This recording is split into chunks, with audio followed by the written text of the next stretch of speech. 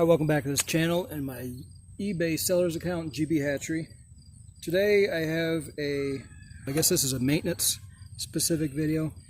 I picked this up for a really good deal. This is a MTD, I believe. It's a 5 horsepower wood chipper, and it has these flail arms. And I started it and it ran, but it was hitting. And this one arm right here, it's missing the set screw, except it's really not really a screw, it's just like a pin. So as you can see, I tried to use a hex wrench with it and it didn't seem to do anything. So you actually just pound them in, and then they're held in mechanically with these collars that goes around. So they're all missing these sleeves. Every single one is missing it, and this one is missing the pin, and then you can see it rubbed until it grounded away. So, I don't want to say too much about their design. It obviously chips a lot of wood, but long term you're going to need parts. So I was going to do something a little bit different and incorporate a little bit of this JB Weld. There's a really nice couple videos out there that show you how to do all this, but they don't use the JB Weld. I'm going to JB Weld these collars on, because there's so many things flying around in here that these just fly right off. They just get pried off by something, and I think that might have it last a little bit more long term. So without further ado, you can see how much damage. I bought this actually sight unseen. Well, I could see it, but I couldn't hear it run. So, and I paid according to that. These parts came from Parts Tree. I have 4 new retaining clips and 1 flail claw arm. Now this is interchangeable. It says Cub Cadet on there, but this is interchangeable. I'll leave a link to where I bought these and what parts they were. In fact, I actually took a picture of the screen. I took a screenshot, so maybe I'll throw that up about right now. But I only need the 1 flail arm, the 1 pin, and then I'm going to clip the rest of them. One of them, the set screw, or the pin, was hanging out a good 1/2 inch, 3/4 inch. It was going to fall all the way out, so I was able to pound that one back, and I get to keep that, so that was cool. But as you can see, it goes all the way through. There's a hole here and a hole there. Looks like it's just rolled up steel. I don't know if you can see that.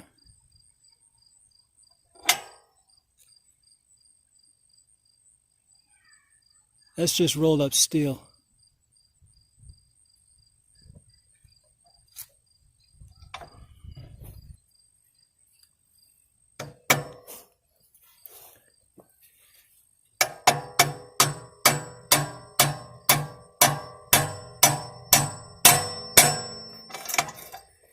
Okay, so now that's on there. That was a really quick, easy installation. It's probably very easy to assemble in the factory. Some of them could just be tapped down a little bit better. But normally this clip would just go on right over, and you can see that that'll hug right in between the fingers. I don't know if you can see that. That little bit goes in between the fingers, and then you clip it on. And we've seen this before, but this is some regular old epoxy putty. I don't think this would need to be a high temp or anything like that. Okay, whichever way. So I can see that if I use this chipper for another 5-10 years, I would probably be doing this again. And it seems to me very dangerous that those flail arms would just go loose like that. I don't think it was a time-tested design.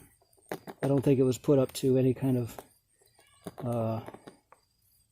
physics testing, like, like they do with aerodynamics, where it simulates physics. Nothing like that, I don't think. I think the design isn't horrible or anything, but these should stay on.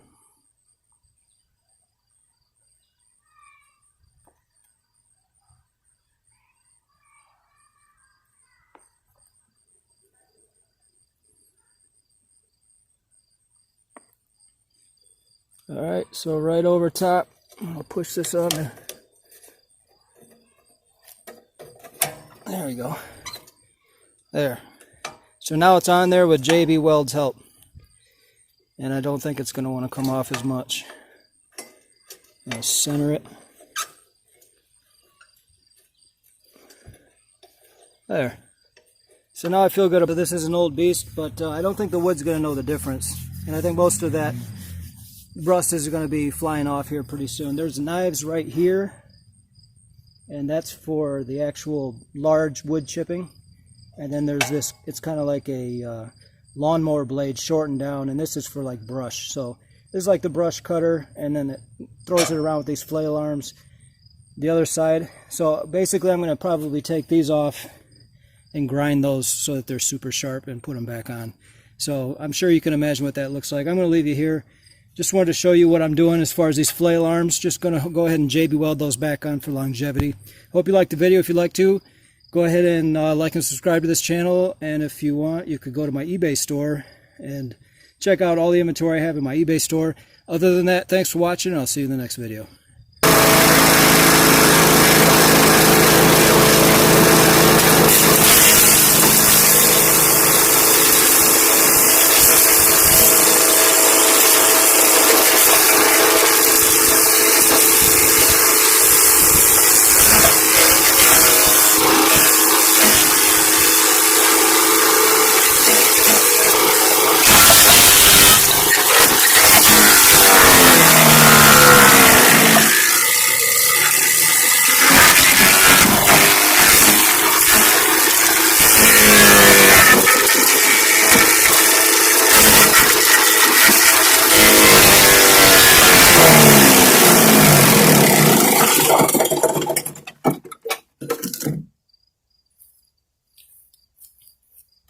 Might have been a bit much.